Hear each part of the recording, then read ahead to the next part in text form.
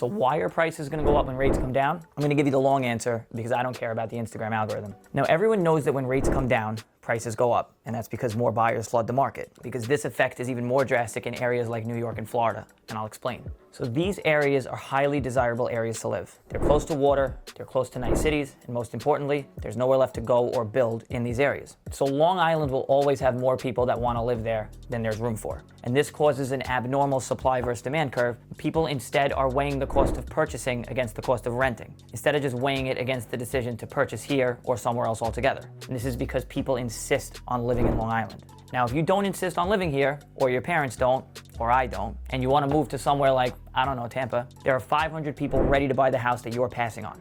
And a large majority of these buyers are taking out mortgages. Now, when 90 to 95% of your home is going to be financed, the cost of money becomes more important than the cost of the house. And when rates dipped in 2020, average mortgage payments hovered around $3,000.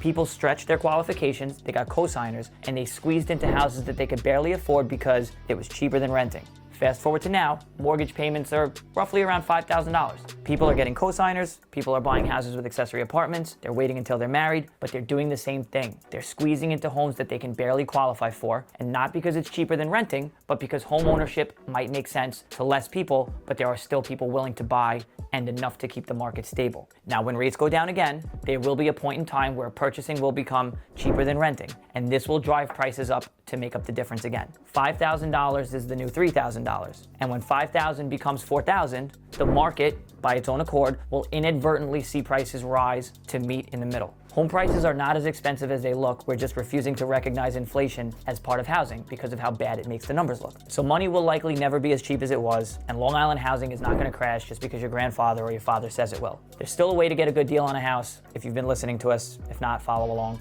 Feel free to reach out. Again, reach out to Johnny.